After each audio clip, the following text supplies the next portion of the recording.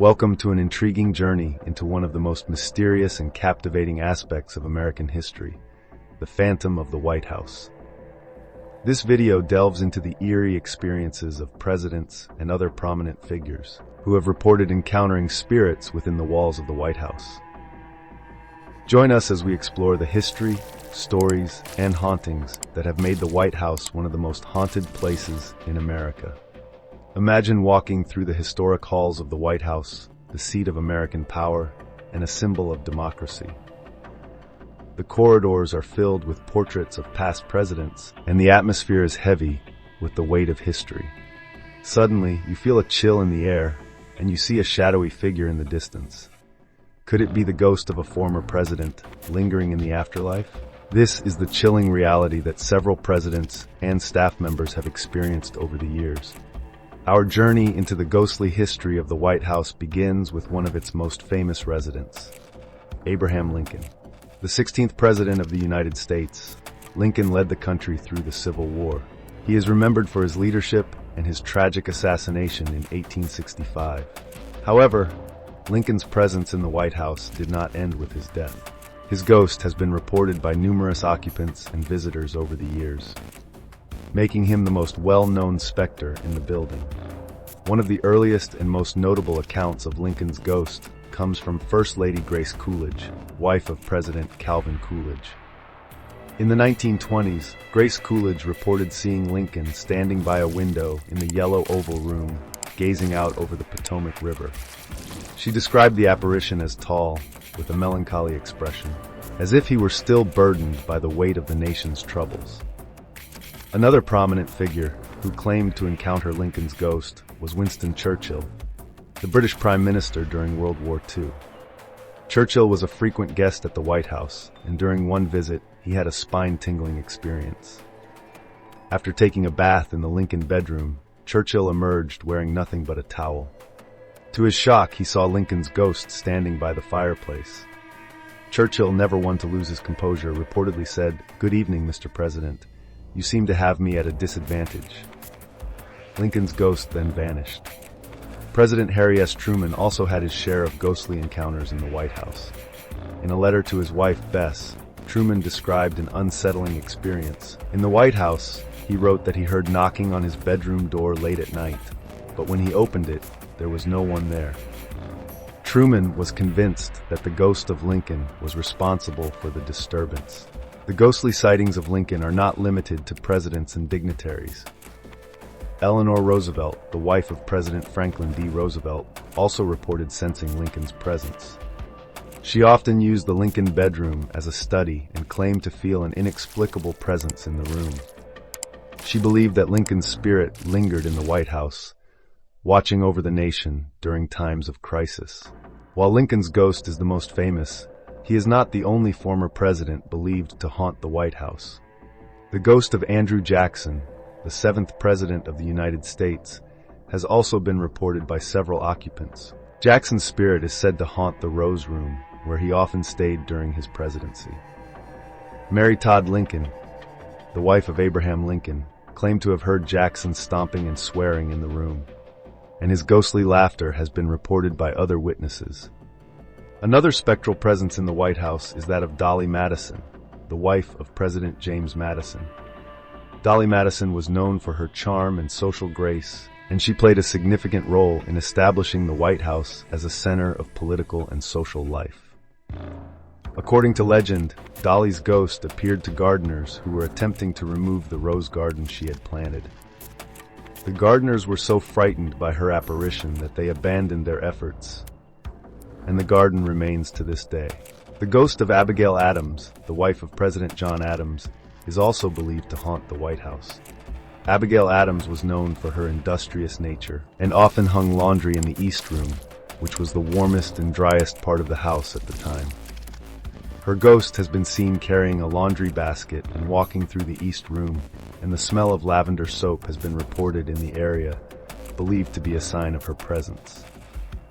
The ghostly encounters in the White House are not limited to former presidents and first ladies. The spirit of a young British soldier killed during the War of 1812 is said to haunt the grounds.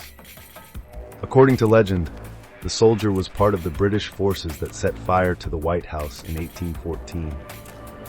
His ghost has been seen on the grounds, often near the North Portico, appearing in a tattered uniform. One of the more recent reports of ghostly activity in the White House comes from President Ronald Reagan and his family. Reagan's daughter, Maureen, and her husband, Dennis, reported seeing a figure in a black cape while staying in the Lincoln bedroom. The Reagans were so convinced of the ghostly presence that they invited a psychic to the White House to investigate. The ghostly tales of the White House have been a source of fascination and intrigue for decades. The building's long history and the significant events that have taken place within its walls provide a rich backdrop for these spectral stories. The White House, often described as the People's House, is not only a symbol of American democracy, but also a repository of the nation's history and the spirits of those who have played a role in shaping it. While some may dismiss the ghostly encounters as mere superstition or the product of overactive imaginations, others believe that the spirits of the past continue to watch over the White House. The stories of presidential ghost sightings offer a unique window into the intersection of history, folklore, and the supernatural. In addition to the well-known ghostly encounters, the White House has a number of lesser-known spectral residents. One such spirit is that of David Burns, the man who owned the land on which the White House was built.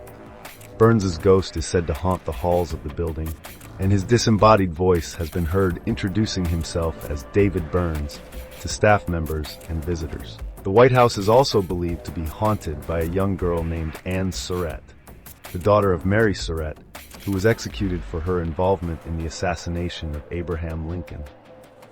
Anne's ghost is said to knock on the doors of the White House, pleading for her mother's release.